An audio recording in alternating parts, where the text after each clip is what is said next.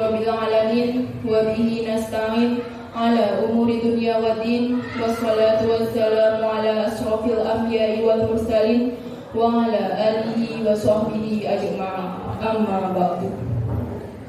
Yang terhormat Ibu Kepala SD Muhammadiyah Ponorogo, Ibu Hartiningsih SPD.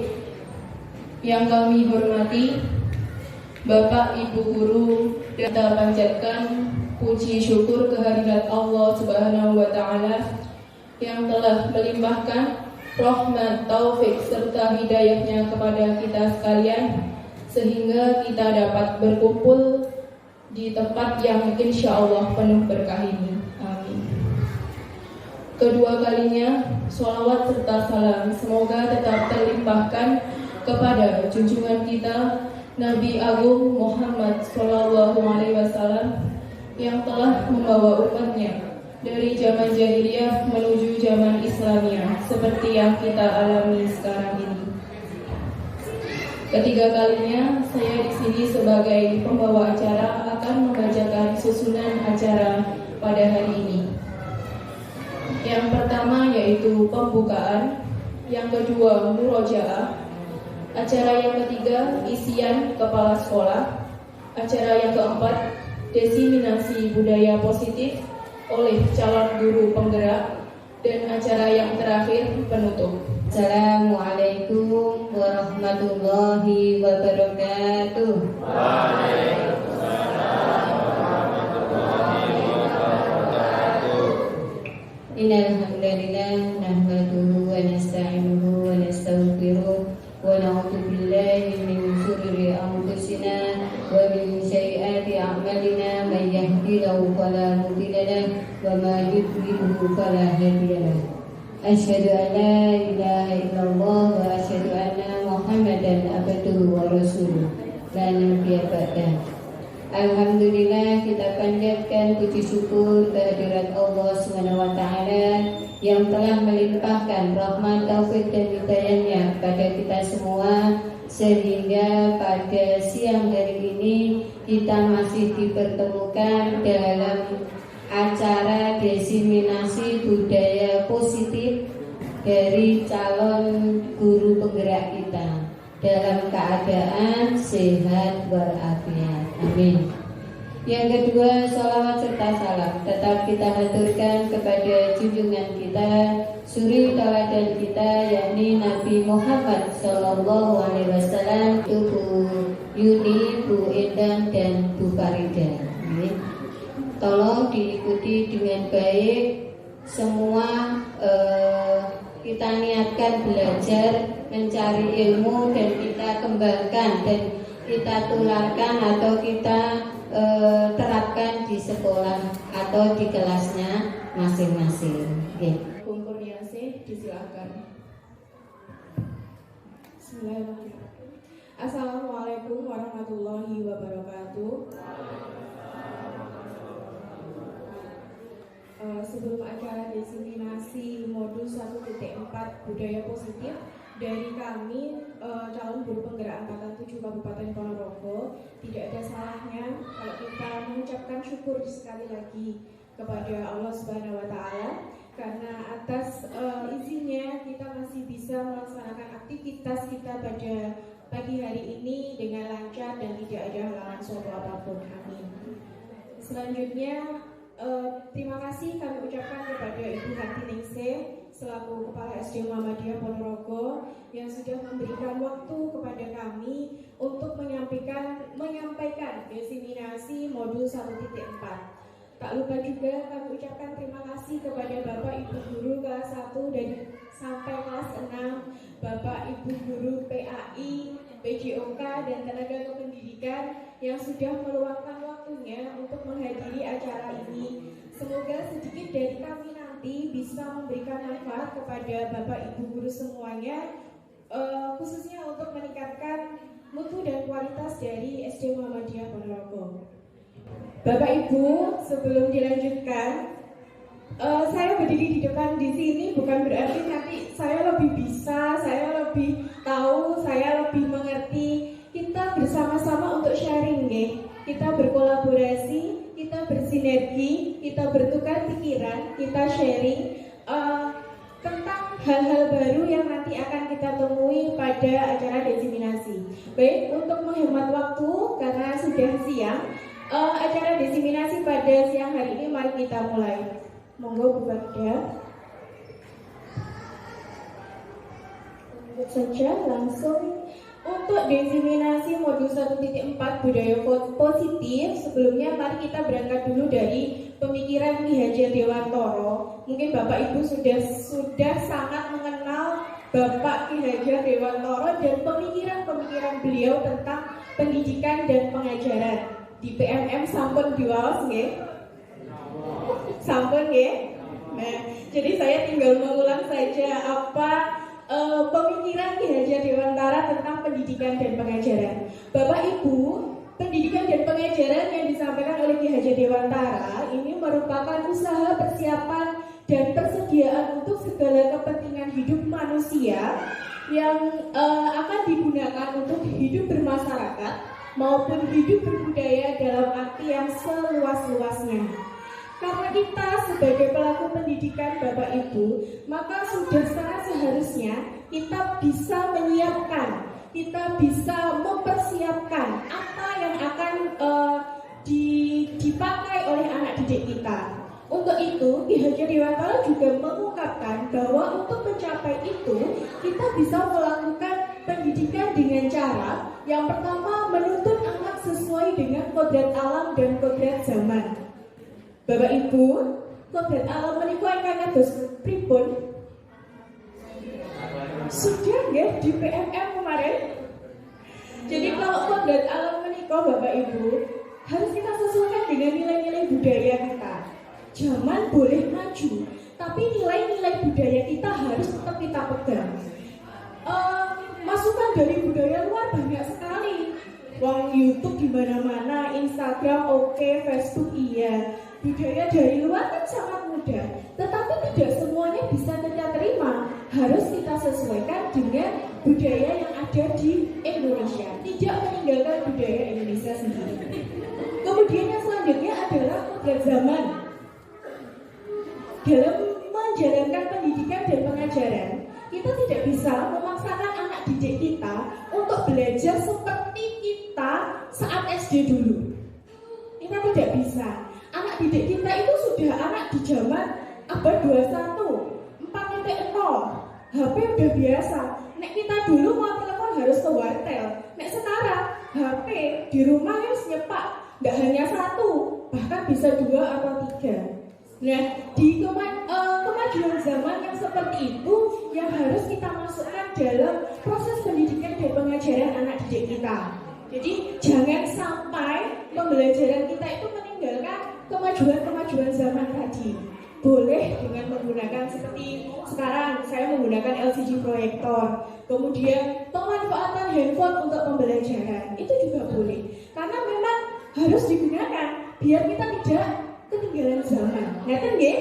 Kemudian yang selanjutnya adalah pendidikan yang berpihak kepada anak. Anak didik kita itu merupakan seorang yang unik, seorang yang berkarakter. Pendidikan kita harus berpihak kepada anak dengan memandang karakter-karakter yang berbeda-beda pada anak didik kita tadi. Jadi kita tidak bisa memaksakan kamu harus menurut saya, nggak bisa. Itu namanya teacher center. Kalau pendidikan yang berpihak kepada anak itu harus student center. Jadi fokusnya kepada anak, bukan kemauan kita. Ngerti nggih? Lanjut, kemudian yang ketiga adalah teologi pendidikan. Ing ngarsa sing tulodo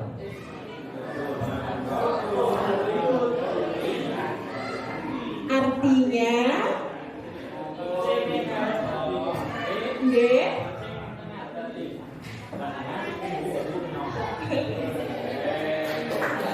luar biasa. Yang di depan memberikan contoh, yang di tengah pripun? Yang di tengah pripun? Memberi nama.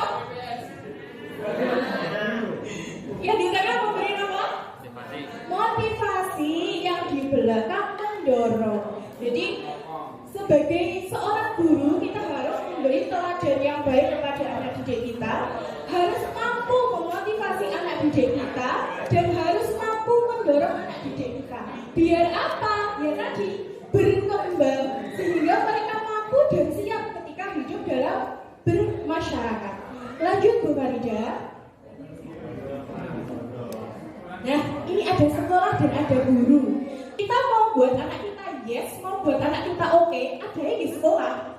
Jadi sekolah harus bisa menjadi tempat yang aman, tempat yang nyaman, tempat yang menyenangkan, sehingga menjadi sebuah lingkungan yang positif.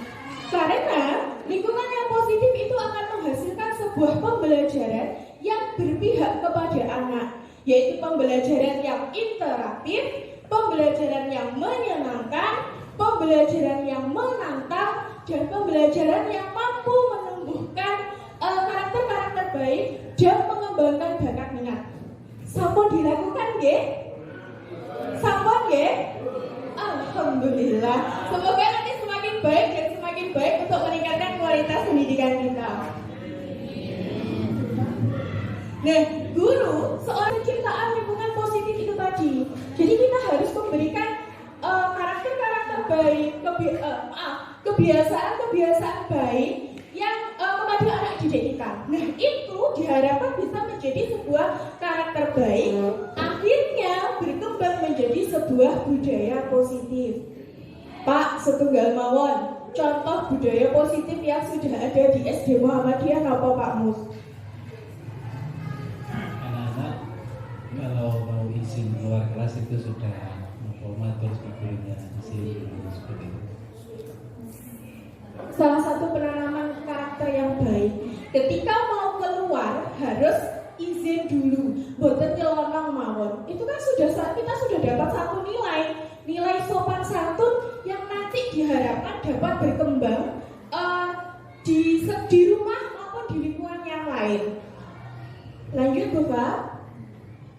Oke, Bapak Ibu, untuk mencapai sebuah budaya positif tadi diperlukan kita tidak bisa membentuk budaya positif itu sehari 2 hari langsung jadi ayal, bukan sakit. Jadi harus dilakukan secara bertahap dan dengan sebuah disiplin.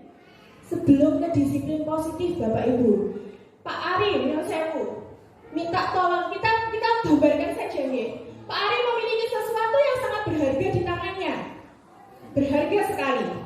Pak Adi pengen nih, jangan kakak ibu kok pengen. Dan Pak Adi menikah, tugasnya adalah mengambil apa yang dimiliki Pak Ari ini.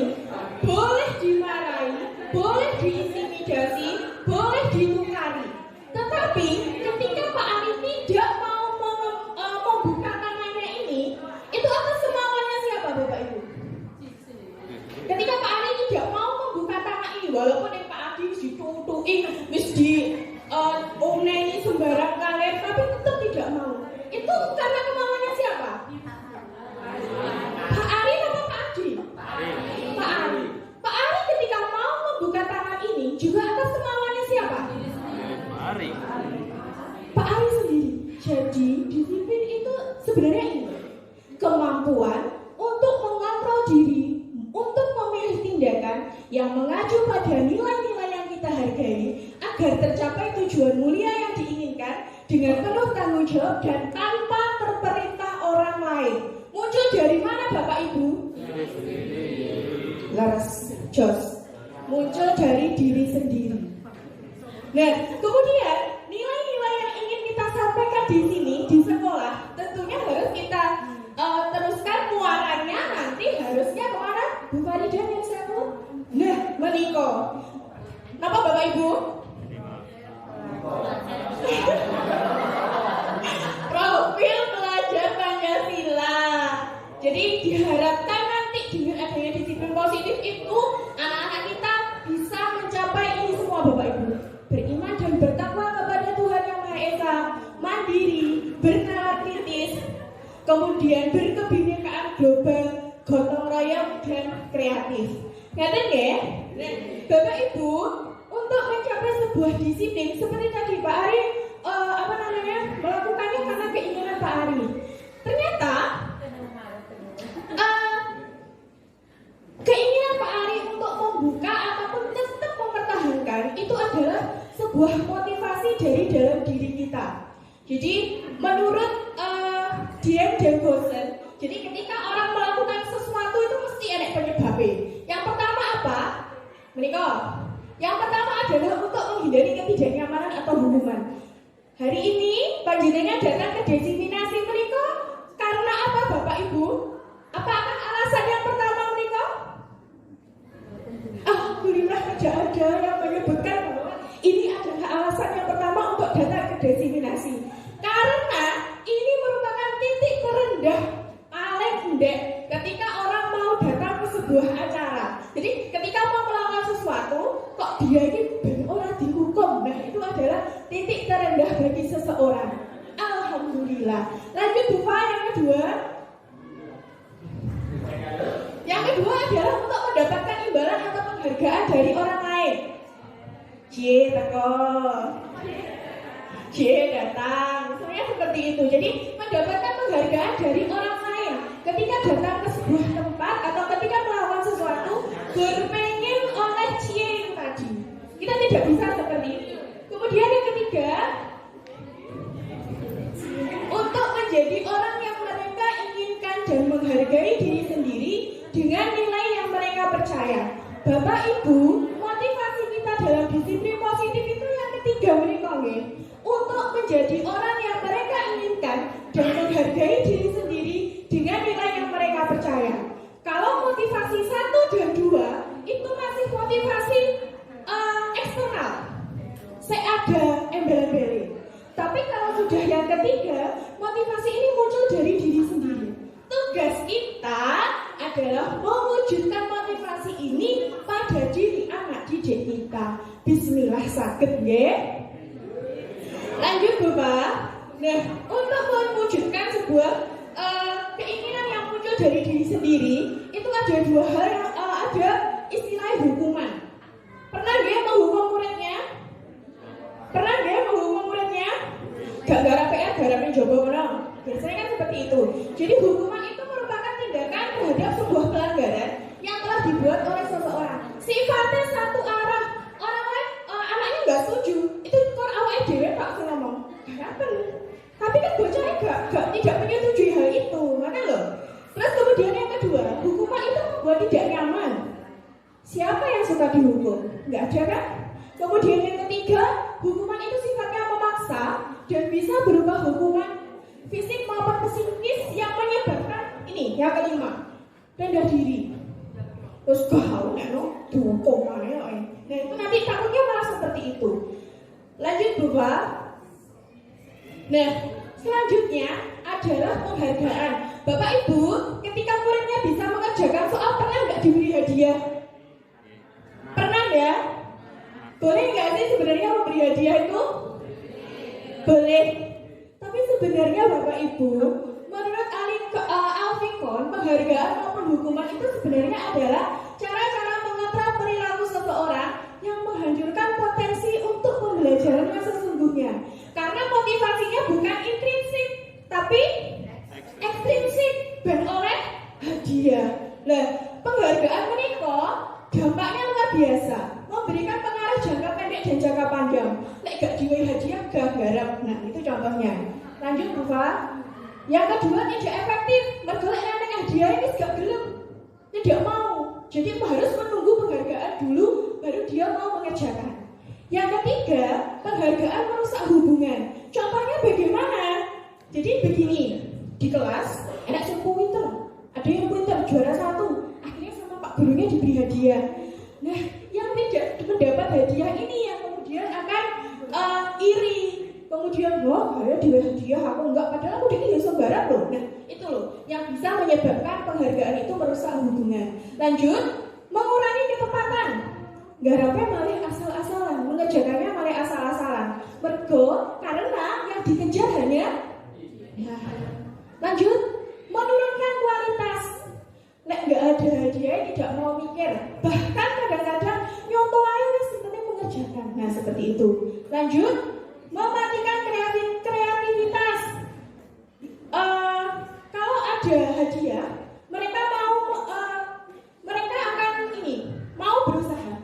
Tapi kalau tidak, ya udah, tinggal aja. Lanjut, penghargaan itu menghukum. Sebenarnya ini begini Bapak Ibu, di dalam sistem ranking, alhamdulillahnya rapat kita sudah tidak ada ranking kemarin. Nah, ternyata penghargaan itu sifatnya menghukum. Yang ranking 1 biasa akan senang, tapi yang ranking 2, aku gak bisa terhukum. Aku tidak bisa mendapatkan juara 1.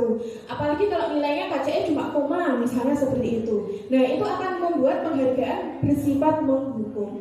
Lanjut. Yang ketiga adalah motivasi dari dalam diri. Contohnya seperti ini. Ketika putra-putri panjenengan di rumah sudah bisa membaca, sudah mengenal huruf ini A, ini B, ini C. Sebenarnya dia sudah punya motivasi dalam dirinya. Tapi karena sama jenengan diberi hadiah, akhirnya motivasi itu hilang. Oh, aku nggak bisa malah itu dikasih permen sama mama. Kalau aku bisa nanti dapat HP, misalnya seperti itu. Nah, itu yang dinamakan motivasi dari dalam diri yang hilang bahkan secara alamiah. Santen toyang ning lobo, cekap semanten atur kula. Terima kasih Bapak Ibu. Assalamualaikum warahmatullahi wabarakatuh.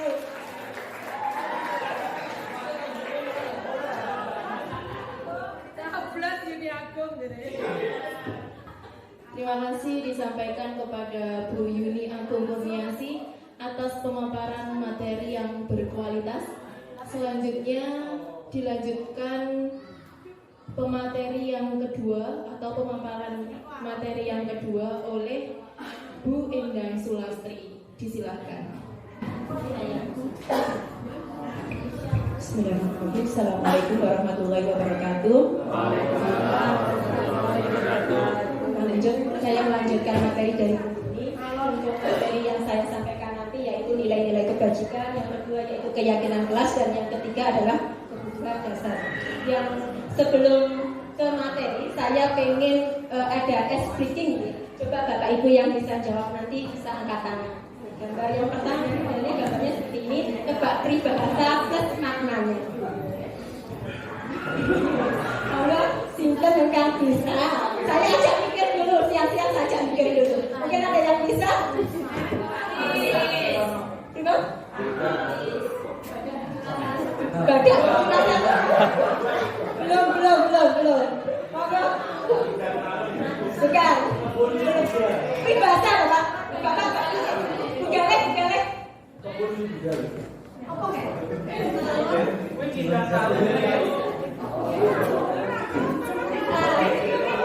Ada ininya apa Bu? Telur di ujung tanduk. Terima kasih Bu Gale. Jaga penghargaan ya, karena penghargaan tidak boleh. Akhirnya apa Bu Gale? Dalam keadaan. Betul, dalam keadaan gendeng. Yang gambar kedua Bapak Ibu. Apa ya itu? Ya, berat sama disentuh dengan sama dijilat. Artinya apa ini? Pekerjaan berat akan lebih mudah kalau kita kerjakan bersama-sama. Ini nanti buat kita semua di SD Muhammadiyah ya. Semua pekerjaan kita tanggung bersama-sama biar pekerjaan nanti menjadi lebih mudah dan kita tidak akan menjadi terbebani. Ya, Tenje. Yang terakhir, love you. Yang terakhir, nah ini kita guru pramuka yang biasanya ada kesemutan, ada kepanasan. Bukan. Besar pasak daripada yang artinya adalah besar pengeluaran daripada penghasilan. Moga-moga tidak terjadi pada kita semua keluarga besar Muhammadiyah. Amin. Sedikit semoga membawa berkah. Amin. Materi yang pertama yaitu tentang nilai-nilai kebajikan. Sebelum ke penjelasan ke nilai-nilai kebajikan, Bapak Ibu tahu nggak nilai kebajikan yang ada itu nopo mawon nggih? Kan banyak nilai-nilai kebajikan itu. Mungkin Pak Ari.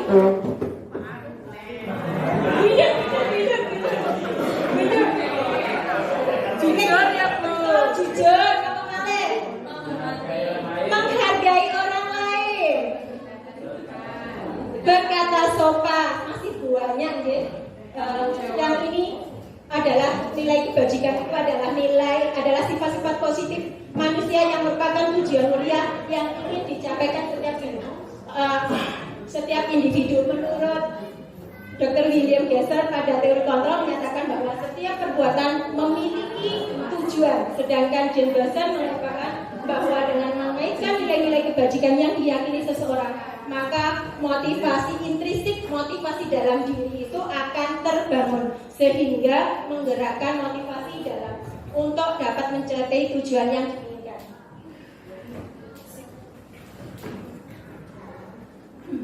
Nilai-nilai kebajikan seperti yang bermuaranya nanti akhirnya tetap di Indonesia itu ke P5. Bapak Ibu sudah tahu nggih, sudah tidak asing lagi tentang nilai profil Pancasila. Yang pertama adalah beriman dan bertakwa kepada Tuhan dan berakhlak mulia. Yang kedua adalah mandiri, yang ketiga adalah bernalar kritis, keempat berkebinaan global, yang kelima adalah gotong royong, terakhir adalah kreatif. Sudah tidak asing lagi nih buat Bapak Ibu. Asing. Nah ini tapi Pak Bus belum lihat nanti dibuka kan Pak Bus. Yang materi kedua yaitu keyakinan kelas.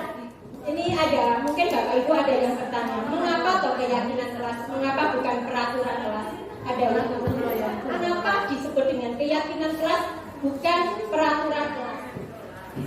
Mungkin sebelum menjawab Bapak Ibu bisa mengamati dari soal ini. Mengapa kita memiliki peraturan tentang penggunaan helm pada saat mengendarai kendaraan roda 2? Dan mengapa kita memiliki peraturan tentang penggunaan masker dan cuci tangan setiap saat? Yang pertama dulu, mengapa kita memiliki peraturan tentang penggunaan helm untuk mengendarai kendaraan roda 2? Itu apa Bapak Ibu?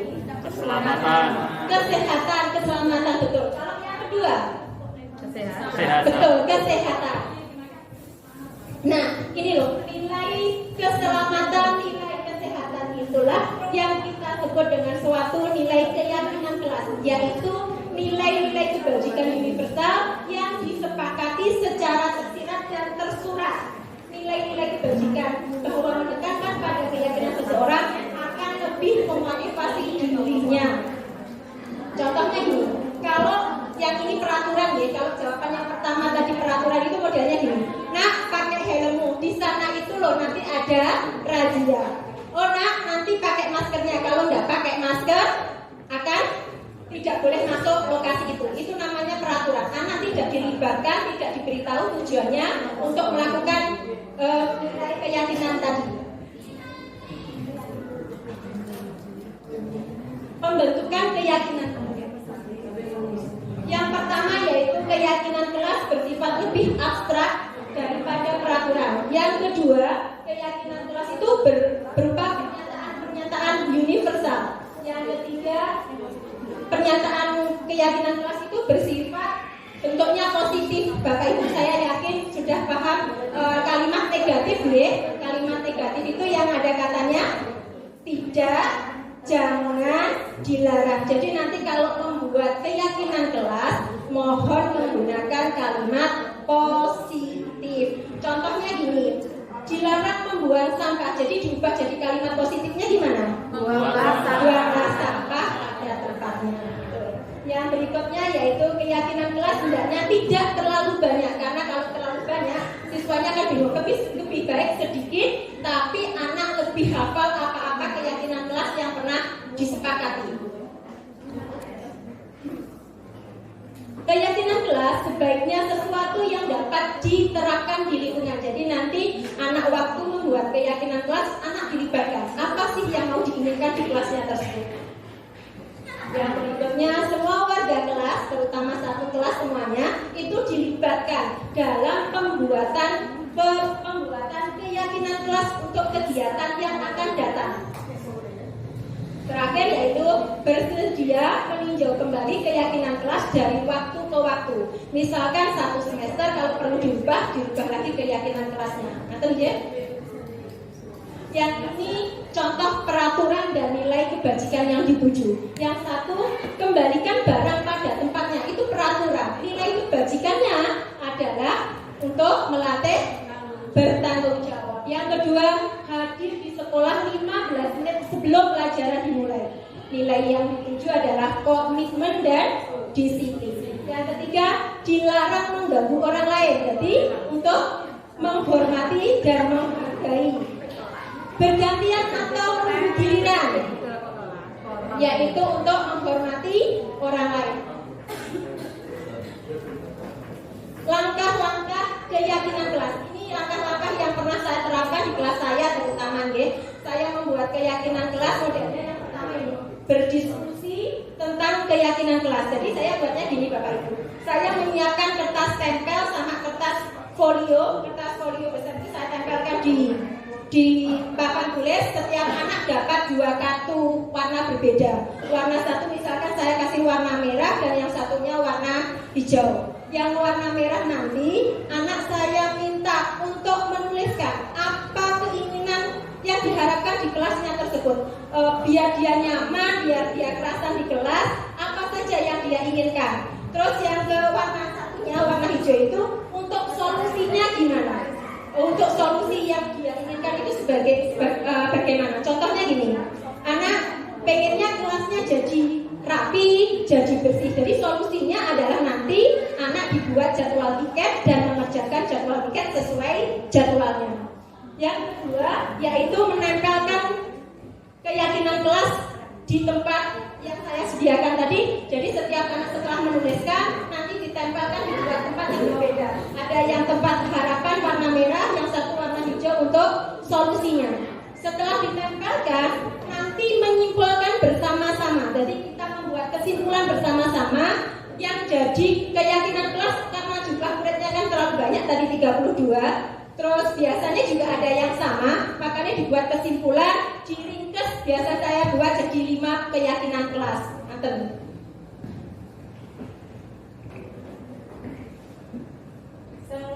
yang materi terakhir yaitu kebutuhan dasar manusia. Kebutuhan dasar itu adalah dasar yang mendasari kita berbuat sesuatu, itu yang mendasari apa? Itu ada 5. Yang pertama yaitu adalah bertahan hidup. Yang kedua adalah kasih sayang. Yang ketiga adalah penguasaan. Yang keempat adalah kebebasan, dan terakhir adalah kesenangan. Untuk detailnya ini saya langsung ke contoh kasus nih Bapak Ibu. Contohnya seperti ini kasusnya. Ibu Ambar, guru wali kelas 2 di SD Pelita Hati, sedang bingung menghadapi ulah salah satu murid di kelasnya, yaitu Doni. Beberapa anak di kelas 2 telah datang padanya dan mengeluhkan Doni yang seringkali meminta bekal makan siang mereka dengan paksa. Jika Anda menghadapi situasi seperti Bu Ambar, apa yang akan Anda lakukan? Yang jelas tidak boleh menghukum ya Bapak Ibu. Menurut Anda, kira-kira apa alasan Doni melakukan hal itu? Yang jelas, kalau kita sebagai guru, posisi kita sebagai Ambar, kemungkinan adalah kita memanggil Doni, kita menanyai Doni, mengapa atau alasan apa yang dia lakukan sehingga dia memintai makan temannya. Kalau jawabannya Doni nanti seperti ini, apabila jawabannya Doni karena ia lapar dan orang tuanya tidak membawakan bekal makan siang, maka kebutuhan dasar yang sedang berusaha dipenuhi Doni adalah tentang kebutuhan dasar untuk bertahan hidup. Karena dia merasa kelaparan, ada temannya bawa bekal, dia terpinggir, akhirnya meminta halus tidak bisa, akhirnya meminta secara kasar. Itu. Jadi nilai kebutuhan bertahan dan kebutuhan dasar kebutuhan bertahan hidup itu adalah bersifat fisiologi, yaitu kesehatan, rumah, makanan. Kalau sifatnya fisiologi itu rasa aman. Jadi kalau ke sekolah dia tuh tidak terbebani, sudah dari rumah enjoy, sudah semangat untuk belajar. Yang kedua yaitu apabila Doni nanti menjawab bahwa alasan dia mengambil bekal temannya itu karena dia merasa senang temannya itu memperhatikan dia, ketika temannya itu terus melaporkan ke gurunya, maka gurunya itu akan memperhatikan dia. Itu namanya adalah kebutuhan untuk diterima dan kasih sayang. Jadi dia butuh perhatian, maksudnya seperti itu. Kebutuhannya dia butuh diperhatikan. Biasanya anak kadang-kadang kalau di kelas kan juga gitu, sedikit laporan sama gurunya. Itu sebenarnya apa? Caper, caper, perlu diperhatikan. Yang ketiga yaitu penguasaan atau kebutuhan pengakuan atas kemampuannya. Jika jawabannya Doni tadi ditanya itu jawabnya gini, dia merasa hebat karena temannya jadi takut dengan dia dan menuruti keinginannya, maka sebetulnya Doni itu berusaha memenuhi kebutuhan dasarnya akan kekuasaan. Jadi biasanya anak seperti itu adalah anak yang pengen dinomorsatukan, pengen diunggul-unggulkan temannya, pengen dianggap temannya tidak ada yang berani pada dia. Itu namanya penguasaan. Yang berikutnya yaitu nilai kebebasan. Apabila Doni itu menjawab bahwa dia merasa bosan dengan apa yang dibawakan, bekal yang dibawakan di orang tuanya, karena menunya itu saja, sehingga dia pengen melihat menu atau mencoba menu dari temannya, maka kebutuhan itu adalah kebutuhan tentang kebebasan, yaitu tingginya keinginan pilihan, mereka perlu banyak bergerak. Terakhir yaitu tentang kesenangan. Apabila Doni ditanya dan jawabannya adalah dia melakukan karena isengnya dia menikmati ekspresi wajahnya temannya yang merasa terjahili, dia merasa senang. Wah, sukses saya menjahili teman-teman saya. Itu nilai kesenangan, yaitu adalah nilai kebutuhan untuk mencari kesenangan bermain dan tertawa. Anak-anak dengan kebutuhan dasar kesenangan yang tinggi biasanya menikmati apa yang dia lakukan.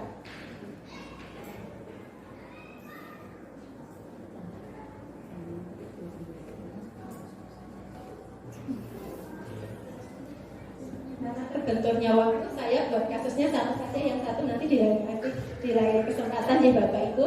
Mohon maaf atas kesalahan. Terima kasih atas waktunya. Wassalamualaikum warahmatullahi wabarakatuh.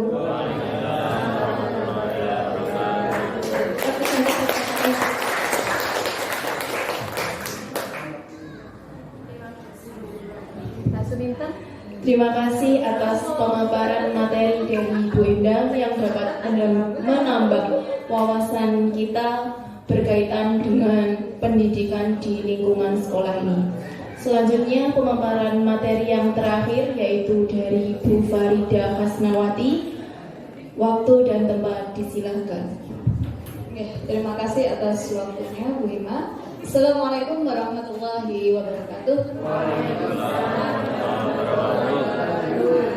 Semoga masih tetap semangat ya, karena ini materi terakhir. Saya kebagian menyampaikan materi restitusi dalam menumbuhkan disiplin positif, yang sebenarnya ini merupakan kelanjutan dari materi milik Bu Yuni dan juga Bu Endang. Ini rangkumannya sebenarnya ada di sini. Dalam menumbuhkan disiplin positif, kita perlu melakukan yang namanya restitusi. Lantas, restitusi itu apa? Ini kita pelajari bersama kali.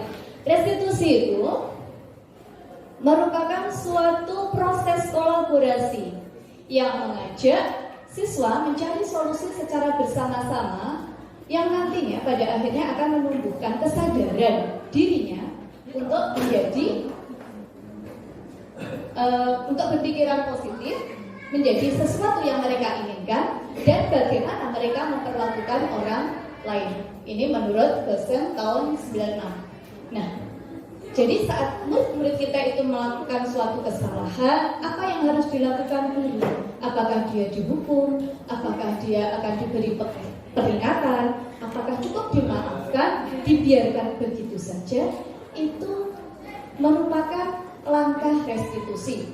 Sehingga melalui restitusi ini kita dapat membantu siswa kita untuk menjadi lebih memahami tujuan dia, lebih memiliki pemikiran yang positif untuk memperbaiki dirinya setelah dia melakukan sebuah pelanggaran. Restitusi ini ditekankan pada bagaimana seseorang itu mampu menghargai nilai-nilai yang ada pada dirinya. Lanjut Bu. Lantas bagaimana ciri-ciri sebuah restitusi itu? Yang pertama, ciri dari restitusi, sebenarnya restitusi itu bukan suatu langkah untuk menebus sebuah kesalahan. Tetapi restitusi itu adalah bagaimana seseorang itu mampu memaknai dari perbuatan dia salah tadi dan mengambil pelajaran sehingga bisa memperbaiki kesalahannya tadi. Kemudian restitusi itu merupakan tawaran atau bukan paksaan. Jadi seorang guru yang melakukan restitusi pasti dia akan memiliki banyak solusi-solusi, ingin mendorong siswa untuk mencari banyak solusi. Kemudian dia menawarkan solusi-solusi tersebut tanpa memaksa anak tersebut melakukan keinginan sesuai dengan keinginan guru. Kemudian restitusi ini akan menuntut seseorang untuk melihat pada dirinya sendiri, bukan menyalahkan orang lain. Ini yang agak menjadi PR buat kita ya. Bagaimana saat anak itu melakukan kesalahan itu tidak menyalahkan orang lain, tetapi melihat berkaca pada diri kita sendiri. Kemudian mencari kebutuhan dasar. Jadi seperti yang disampaikan Bu Yuni tadi, bahwa nilai berdasarkan teori motivasi, setiap perilaku seseorang itu pasti pada dasarnya itu ada kebutuhan dasar yang belum terpenuhi. Kemudian yang selanjutnya fokus pada pembentukan karakter dan tindakan, dan fokus pada mencari solusi yang terbaik. Sebagai seorang guru, kita bertugas mengembalikan siswa kita yang melakukan kesalahan ini kepada lingkungannya dengan lebih baik dan lebih kuat lagi karakternya.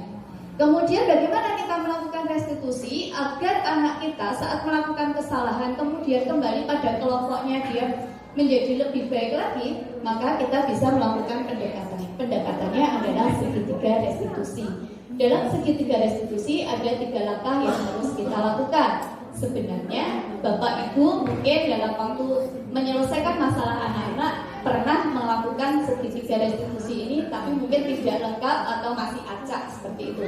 Langkahnya yang pertama adalah menstabilkan identitas. Saat seorang anak itu melakukan kesalahan, pasti bawaannya emosi. Nah, saat itu kita sebagai guru memiliki peran untuk menurunkan tensi dari anak ini agar dia tidak emosional, kemudian lebih mulai ngelendeh lah bahasa Jawanya. Oh, saya melakukan kesalahan sih, jadi kita stabilkan identitasnya. Kemudian kita lakukan validasi tindakan yang salah. Bukan berarti kita mengiyakan bahwa kesalahan itu benar, tidak.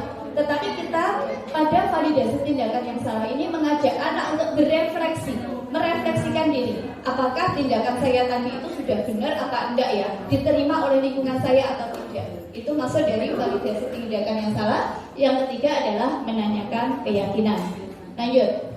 Pada tahap menstabilkan identitas, karena tujuannya tadi adalah ingin menstabilkan kondisi anak, mengubah identitas anak yang semula gagal karena melakukan kesalahan menjadi identitas sukses.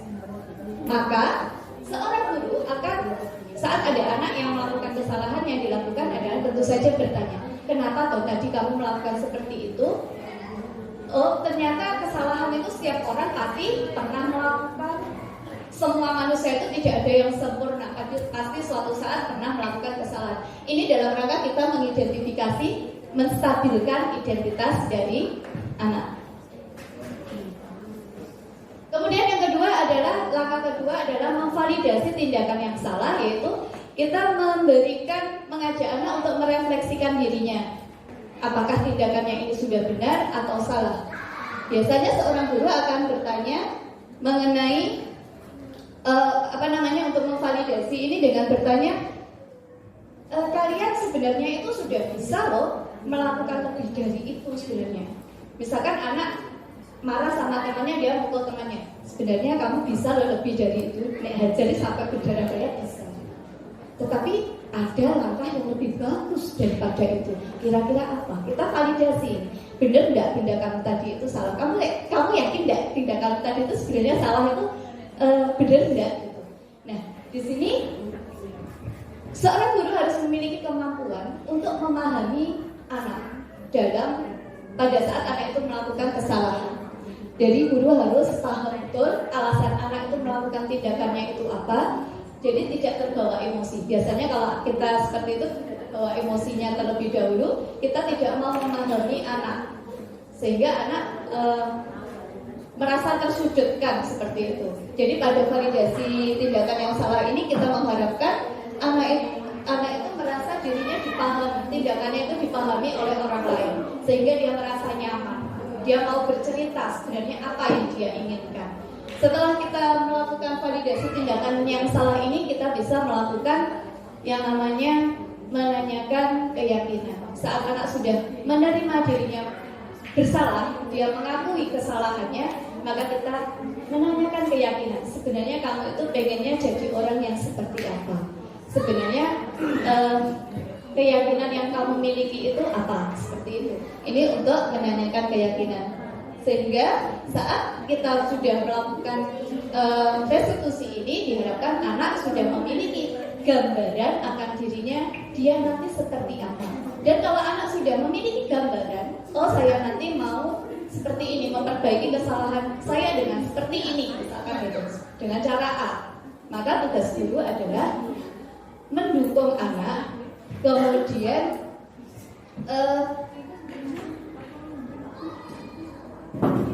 membantu anak untuk tetap fokus pada gambaran yang telah dimilikinya tadi. Nah, bagaimana anak kita bisa melakukan restitusi yang baik? Tentunya kita harus memiliki posisi kontrol pada anak. Namun, kita ingat kembali pada teori kontrol tadi, bahwa kontrol seseorang itu sebenarnya ada pada dirinya sendiri. Tetapi kita sebagai guru bisa memposisikan diri pada 5 posisi kontrol. Yang pertama sebagai penghukum, kedua sebagai pembuat rasa bersalah, ketiga sebagai teman, yang keempat sebagai pemantau, dan yang terakhir sebagai manajer. kelima posisi ini bisa kita gunakan pada kegiatan restitusi. Tetapi mana yang paling baik itu yang perlu kita pelajari. Karena pada saat kita restitusi, kita harus bisa menempatkan posisi kita pada posisi-posisi ini. Kalau kita menempatkan diri sebagai penghukum, biasanya kita tuh merasa diri kita yang paling benar. Saya itu yang benar. Kamu nek nggak nurut saya, pasti hasilnya nggak akan bagus. Biasanya kalau penghukum itu kata-katanya biasanya dilakukan dengan verbal ataupun non-verbal sebenarnya hukuman itu. Kalau secara verbal, awas ya kamu kalau nggak mengerjakan PR, kita nama sesok tak hukum melayu-melayu, misalkan kayak gitu, itu tipe penghukum. Tapi kalau kita masuk pada tipe yang kedua, posisi kontrol yang kedua adalah posisi pembuat rasa bersalah. Nah ini biasanya lemah lembut, gurunya kaliannya kuat, lemah lembut, sangat penyayang dengan anaknya. Tetapi dia membuat kalimat-kalimat yang membuat anak itu merasa dirinya bersalah dan akhirnya rendah diri.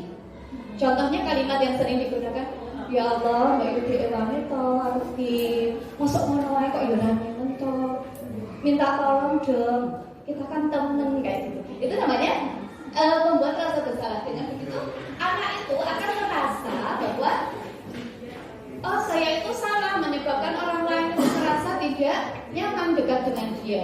Kemudian ketiga adalah posisi teman. Saat kita memposisikan diri sebagai teman, kita itu akan menganggap anak ini sebagai teman kita. Maka tindakan kita biasanya persuasif. Jadi anaknya itu kita tidak mau menyakiti anaknya. Saat kita pada posisi teman ini, sebenarnya ada dua dampak yang bisa kita dapatkan, ada dampak positif ataupun negatif. Akan berdampak positif karena hubungan antara guru dan murid itu akan terjalin dengan baik, tetapi dampak negatifnya muridnya menjadi ketergantungan dengan guru karena dikit-dikit dibantu. Seperti itu. Kemudian posisi yang keempat adalah sebagai pemantau. Seorang pemantau biasanya selalu mendasarkan tindakannya pada data-data. Jadi data kalau di sekolah tentunya aturan kelas, misalkan aturan sekolah, seragamnya harus tepat. Jadi kalau kita memposisikan diri sebagai pemantau, biasanya akan menanyakan kepada anak-anak itu, kamu melanggar apa? Kemudian hukumannya apa? Konsekuensinya apa? Jadi selalu pada datanya, data yang ada. Kemudian yang terakhir adalah pada posisi manajer. Nah, posisi manajer ini akan berbuat sesuai dengan kesepakatan antara guru dan murid. Jadi membuatnya bersama dengan murid. Kemudian memberikan kesempatan anak untuk bertanggung jawab atas perilakunya dan mendukung murid menemukan solusi permasalahan. Saat kita memposisikan diri sebagai seorang manajer, maka kita harus memiliki keterampilan memposisikan diri sebagai teman dan juga pemantau. Seorang manajer biasanya hanya akan menanyakan beberapa pertanyaan-pertanyaan, hanya mancing anak itu dengan pertanyaan-pertanyaan, sehingga anak nanti pada akhirnya menemukan solusinya tersendiri. Jadi nanti harapan dari materi ini sebenarnya kita sebagai guru belajar memposisikan diri sebagai manajer.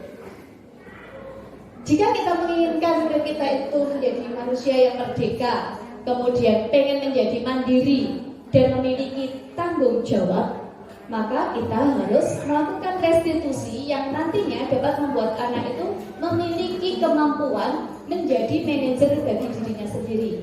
Seorang anak bisa dikatakan menjadi manajer dirinya sendiri saat dia memahami kebutuhan dia itu apa, kebutuhan orang lain itu apa, dan bagaimana dia memperbaiki kesalahan yang telah dia lakukan. Ini untuk kegiatan restitusi. Selanjutnya, dari kegiatan restitusi tadi, posisi kontrol tadi ternyata memberi dampak. Kalau kita melakukan posisi penghukum dan pembuat rasa bersalah, ini berarti kita melakukan perilaku kontrol yang negatif. Ini tentunya akan berdampak kepada anak. Kalau kita menjadi seorang penghukum, nanti dampaknya kepada anak adalah dia akan mengulangi kesalahannya berulang kali, dia akan lebih agresif. Karena kita dihukum, karena anak dihukum, sering dihukum, dia jadi tidak peduli. Contohnya anak tidak mengerjakan PR dihukum, misalnya kerjakan di luar. Besok pasti dia akan ulangi lagi kesalahannya itu. Kemudian saat kita menjadi pembuat rasa bersalah, ini akan menyebabkan anak itu memiliki rasa rendah diri dan selalu merasa gagal. Nah, ini diharapkan tidak kita gunakan dalam kegiatan restitusi. Jadi mohon diminimalkan. Kemudian saat motivasinya pada sebagai seorang teman ataupun teman itu, maka kita akan mengurangi kemandirian siswa karena siswa akan tergantung pada kita, merasa kita selalu membantu. Kemudian saat dia kita menetapkan diri sebagai pemantau, ini menitik beratkan pada dampak yang dihadapi.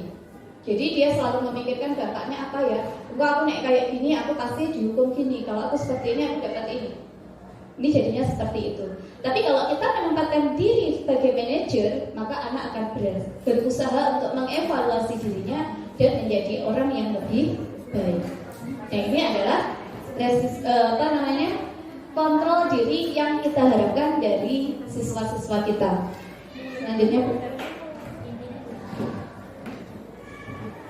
ini contoh kasus sebenarnya. Tapi kasusnya banyak sekali, saya ringkaskan ya dari kasus ini. Sebenarnya ada seorang guru yang namanya Ibu Suti, dia mempunyai murid namanya Anto dan Dino. Suatu hari dia berkelahi hingga kancing dari Anto, kancingnya Anto itu sampai lepas nih. Akhirnya dipanggil kan dua anak itu. Setelah dipanggil, Ibu Suti ini menanyakan kepada Anto, sebenarnya ada apa ini tadi? Kenapa kok kamu berkelahi? Seperti biasa kalau ada anak-anak berkelahi kan seperti ini Kak, lepas Bu kancingnya. Saya tadi seperti melakukan perkelahian itu karena apa itu? Dia marah-marah. Kebetulan dipanggilnya itu di ruang kantor guru. Anto, sebenarnya kamu itu bisa loh berkelahinya seperti yang saya ceritakan tadi. Berkelahinya lebih parah lagi dari ini. Jadi kamu bisa nonjoi, bisa jambak, bisa jotos, enggak hanya melepaskan kancing bajunya itu saja. Itu pada saat itu Bu Suti ini melakukan menstabilkan emosi dari si Anto ini sama si temannya tadi. Nah, setelah itu kemudian Bu Suti ini menanyakan kepada Anto dan juga kepada kepada Dino, apa sih yang harus kita lakukan? Sebenarnya keyakinan apa yang pada akhirnya dia nanti akan menanyakan keyakinan apa yang dimiliki oleh mereka, karena di dalam kelasnya Bu Suti kebetulan memiliki keyakinan kelas juga. Akhirnya Anto dan Dino ini bisa menyampaikan keyakinannya seperti ini. Kemudian ada tanya jawab lebih lanjut lagi, bagaimana dia akan menyelesaikan masalah ini dengan menjahit seperti itu. Bagaimana dia bisa menjahit? Terus dikejar. Jadi Bu Suti ini untuk menyelesaikan masalah ini tidak langsung memberikan solusi, tetapi menanyakan kepada anak-anak itu bagaimana mereka menyelesaikan permasalahan mereka. Intinya seperti itu. Ini tadi mengenai restitusi untuk menumbuhkan sikap atau budaya positif di lingkungan kita. Dan karena saya ke bagian yang terakhir, saya akan menyimpulkan dari mulai materinya Bu Yuni, Bu Endang tadi, bahwa sebenarnya yang namanya budaya positif itu terbentuk dari kebiasaan-kebiasaan kita sehari-hari yang dilakukan secara terus-menerus dan membudaya di lingkungan kita. Agar budaya positif ini dapat terlaksana, maka kita harus melakukan kegiatan-kegiatan yang membantu siswa, mendorong siswa menumbuhkan karakter yang positif pada dirinya, yaitu melalui kegiatan restitusi. Demikian dari saya akhiri. Assalamualaikum warahmatullahi wabarakatuh.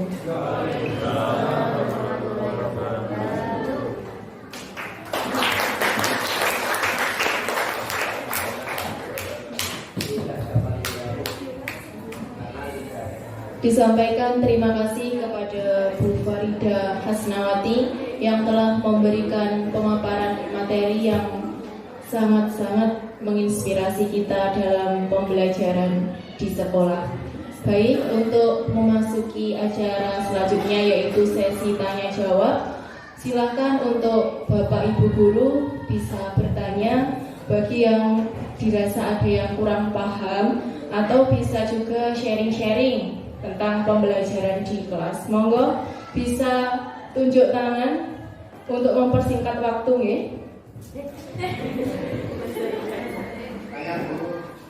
Nggih, silakan Pak Nurholis, monggo.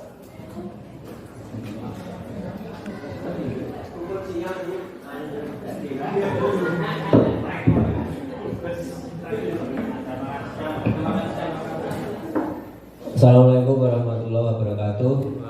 Nama saya Nurholis dari SD Muhammadiyah Ponorogo.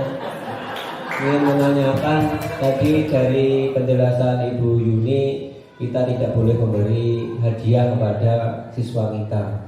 Misalkan kita ada anak kita yang mendapatkan apa ya, misalkan bisa menjawab itu aja ya, misalkan kita kasih penghargaan tepuk tangan itu bagaimana Bu? Bisa boleh atau tidak? Mohon dijelaskan Bu Yuni. Terima kasih. Ya Pak Nur, terima kasih untuk pertanyaannya. Memberikan tepuk tangan kepada siswa yang bisa menjawab pertanyaan, Pak Nur, bukan tidak boleh, tapi tidak boleh dilakukan itu secara terus-menerus. Lek terus, makin kemauannya untuk berkembang itu mandek. Wong nggak ada hadiahnya, ngoten loh maksudnya. Jadi bukan kok tidak boleh. Yang tidak boleh itu kalau kita memberi secara terus-menerus. Mungkin kayak ayo negara, aku kok dapat ini, itu yang tidak boleh. Selain itu, penghargaan itu harus jelas Bapak Ibu. Harus ukurannya dia mendapatkan penghargaan itu harus jelas.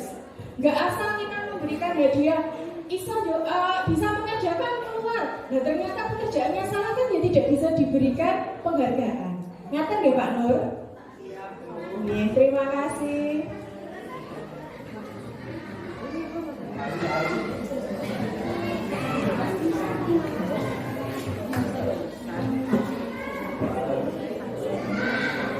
Oh Bapak Ibu, sebelum acara diseminasi kami tutup, saya minta refleksi dari Bapak Ibu perwakilan kemauan dari diseminasi yang sudah kami lakukan hari ini. Refleksi dari kegiatan hari ini menopo. Monggo Bapak Ibu yang bisa menyampaikan refleksinya. Menurut saya setelah mengikuti diseminasi yang disampaikan oleh 3 teman dari CGB, yaitu saya menjadi mengetahui bagaimana cara menyelesaikan permasalahan siswa dengan baik sehingga dapat bersama-sama membangun budaya positif yang ada di sekolah kita ini nantinya. Menurut saya itu saja, cukup sekian. Assalamualaikum warahmatullahi wabarakatuh. Waalaikumsalam warahmatullahi wabarakatuh.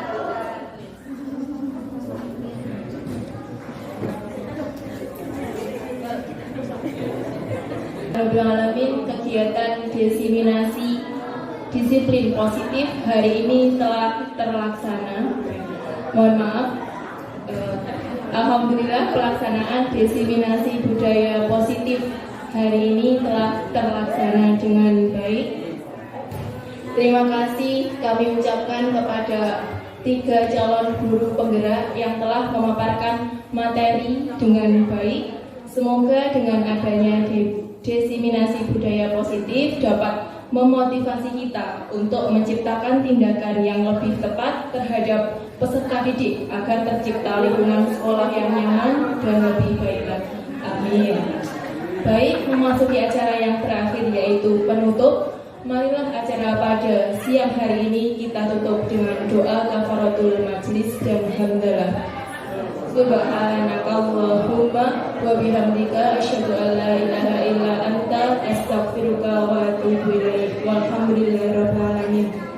Sekian, apabila ada kesalahan dari saya mohon maaf yang sebesar-besarnya. Akhirnya, wassalamualaikum warahmatullahi wabarakatuh.